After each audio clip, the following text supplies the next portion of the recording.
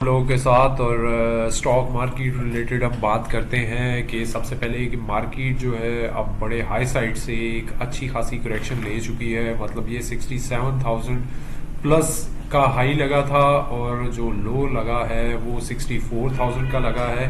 तो तकरीबन 3,000 3,500 का जो इंडेक्स है वो अभी तक ओवरऑल रिपीटेडली वो इसी रेंज में घूम रही है और करेक्ट कर रही है।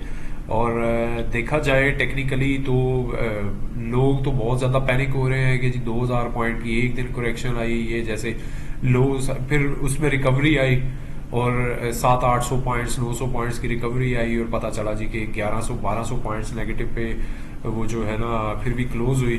फिर दोबारा से 2 दिन में अगर आप चेक करें तो 170 और 800-900 पॉइंट्स की तकरीबन दोबारा रिकवरी हुई और आज 950 पॉइंट्स की अगेन करेक्शन हुई।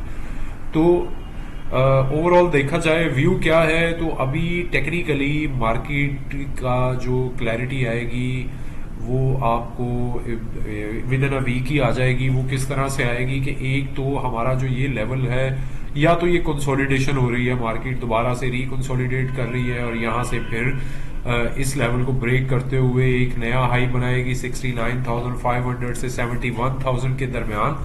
तो एक तो ये पॉसिबिलिटी है और दूसरी पॉसिबिलिटी ये भी है कि मार्केट ये जो अपना 64,300 का लेवल है उसको ब्रीच कर दे और नीचे क्लोज हो जाए।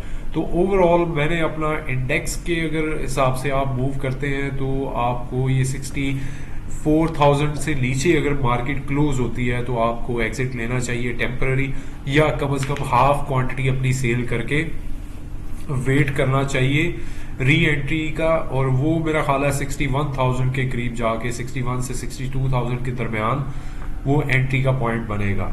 लेकिन अगर ये लेवल ब्रेक नहीं होता, ब्रीच नहीं होता, तो फिर यकीनन इसको कंसोलिडेशन ही कंसीडर किया जा सकता है।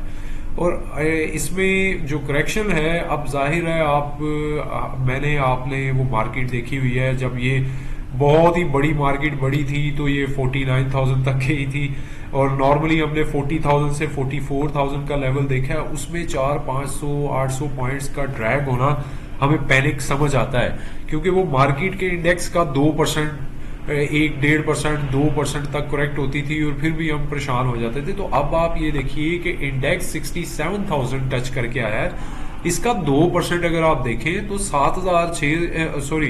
1400 पॉइंट, 1200 पॉइंट्स, तो ये 1-1.5%, 2% का मार्जिन बनता है अगर इस रेंज में ब्रेक करती है या इंडेक्स ड्रैग होता है।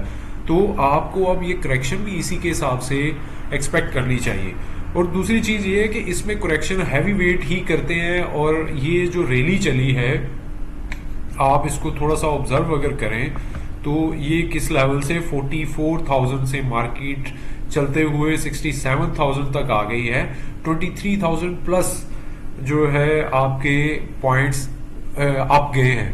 तो इसमें बहुत सारे ऐसे शेयर्स हैं, मैं पर्सनली अभी भी देखूं तो आप भी देख रहे होंगे कि वो जो 44-45,000 का लेवल था या 49 का जो हाई लगाया था, उस वक्त भी उनके जो प्राइसेस थी वो 67,000 के इंडेक्स पे भी वो प्राइसेस नहीं आई, बल्कि उससे भी 30-40% कम प्राइसेस थी।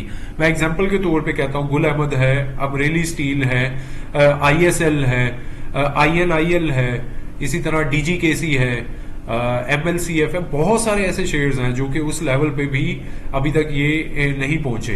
तो टेक्निकली मार्केट ने ये सारे जो ड्रैग किए हैं, पॉइंट्स रेज किए हैं, वो तमाम हैवी वेट्स में किए हैं। और जाहिर बात है अब उनमें जब करेक्शन आएगी तो वो पॉइंट्स भी उसी तरह से ड्रैग करेंगे। अब आज की अगर आप चेक करें कि मार्केट ने कैसे ड्रैग किए हैं पॉइंट्स, तो आप इसको थोड़ा सा ऑब्जर्व करें कि तमाम हैवी वेट्स आज गिरे हैं। टेक्नोलॉजी में अगर आप देखें, ये सिस्टम्स लिमिटेड 5 रुपए के करीब इसकी डिप है जी, तो ये हैवी वेट है, ये अच्छे खासे पॉइंट्स निकाल लेता है। रिफाइनरीज में NRL बड़ा शेयर है जी, उसमें आप अगर देखें 5-6 रुपए की डिप आ चुकी है, पहले पॉजिटिव था। फिर आप देखें हबको बहुत माइनर नेगेटिव क्लोज हुआ है, अगर ये भी आज 2-3 रुपए की डिप लगा देता तो फिर आप इमेजिन करें कि आज के ये जो ड्रैग 950 पॉइंट 1000 पॉइंट गए हैं, ये 1000 पॉइंट ही होने थे, ये होने थे तकरीबन 1200-1300 पॉइंट्स।